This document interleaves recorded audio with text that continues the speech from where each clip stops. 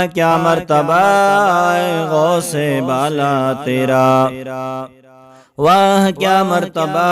غوث ہے بالا تیرا، اونچے اونچوں کے سروں سے قدم اعلیٰ تیرا۔ سامعین و ناظرین حضرات، ہم آپ کے سامنے سرکار غوث اعظم رضی اللہ تعالیٰ عنہ کا پورا بچپن شریف پیش کریں گے کہ غوث اعظم نے پیدا ہوتے ہی سب سے پہلا کون سا کام انجام دیا، کون سا کام کیا، اور اس سلسلے میں کہ غوث اعظم رضی اللہ تعالیٰ عنہ کا ان کے چاہنے والوں کے لیے کیا پیغام ہے، جو ان کی 11ویں مناتے ہیں، ان کے نام پر لنگر کرتے ہیں، ان کے لیے کیا پیغام ہے، اور اس سلسلے میں کس طرح سے غیبی آواز سرکار غوث اعظم رضی اللہ تعالیٰ عنہ سنتے تھے، اور اس سلسلے میں بات کرنے والے ہیں کہ ولایت کا علم آپ کو کس طرح سے ہوا، فرشتے آپ کی کیسے حفاظت کرتے تھے، اور مکتب میں جانے کے بعد کیسے آپ کو جگہ دلاتے تھے، اور اس سلسلے میں بات کریں گے کہ جانوروں سے کس طرح سے آپ کلام کرتے تھے، جانور آپ سے کیسے باتیں کرتے تھے، اور بے زبان جانوروں سے آپ کیسے نصیحت حاصل کرتے تھے، ان کی باتیں کیسے آپ کے دل میں داخل ہوتی تھیں۔ پورا آپ ہماری بات کو سنیے، انشاءاللہ ایمان تازہ ہو جائے گا، کیونکہ ہر شخص کی خواہش ہوتی ہے کہ میں پیدا ہوتے ہی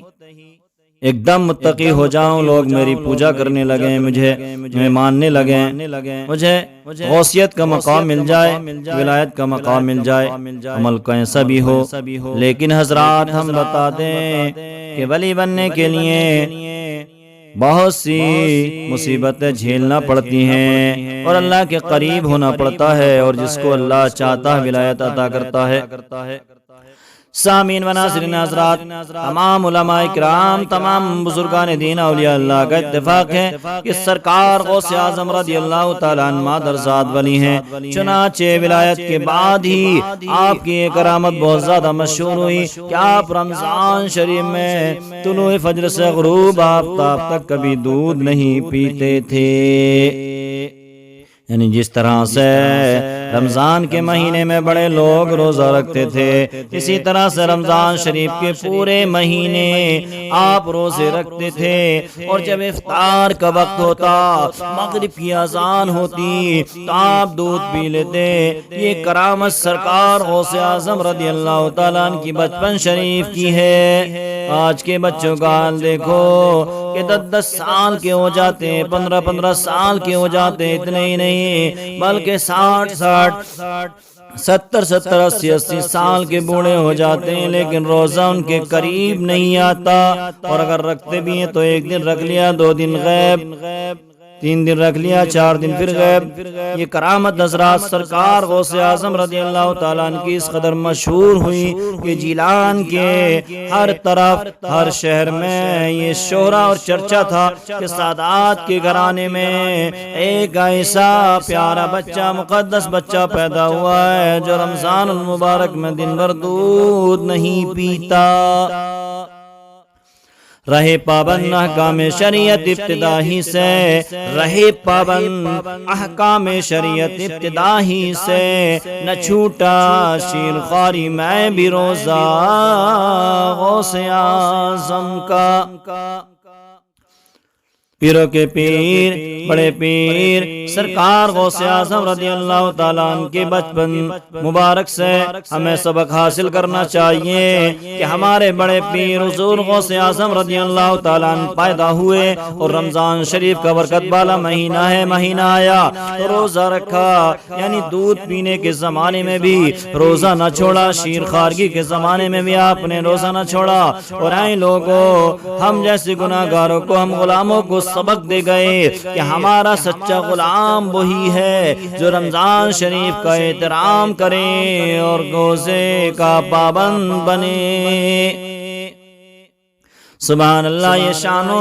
شان عبادت و بندگی ہے۔ ہمارے بڑے پیروں کے پیر روشن ضمیر حضور غوث اعظم رضی اللہ تعالیٰ عنہ کے بچپن شریف کی تو اے لوگوں غور کرو، جس کا بچپن شریف اتنا بے مثال ہے، اس کی جوانی کیسی ہوگی، اس کی مکمل حیات طیبہ کی شان بے مثال کا کیا عالم ہوگا۔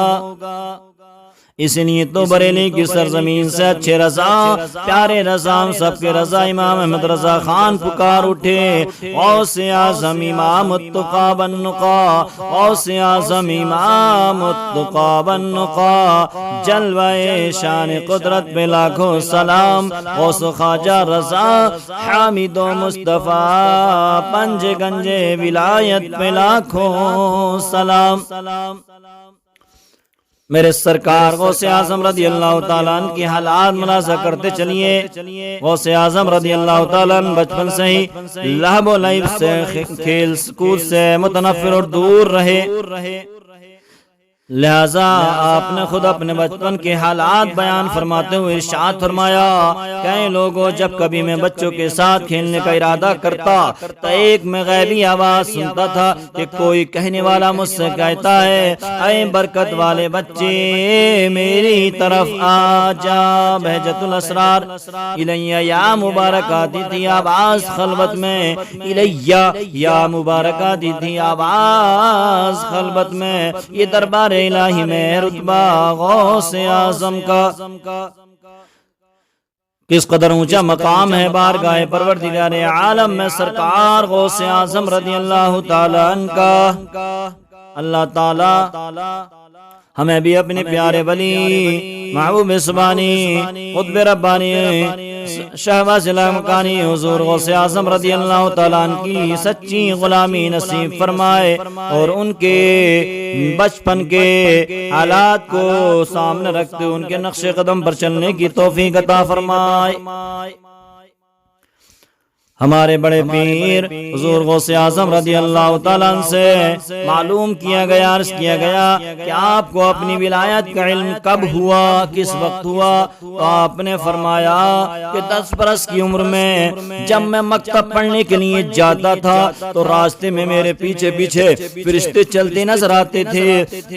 پھر جب میں مکتب میں پہنچتا تو ان کو یہ کہتے ہوئے سنتا کہ افسحوا لولی اللہ، یعنی اللہ کے ولی کے لیے بیٹھنے کی جگہ دو، اور یہ آواز مکتب والے سنتے تھے۔ واہ کیا مرتبہ ہے غوث والا تیرا، واہ کیا مرتبہ ہے غوث والا تیرا، اونچے اونچوں کے سروں سے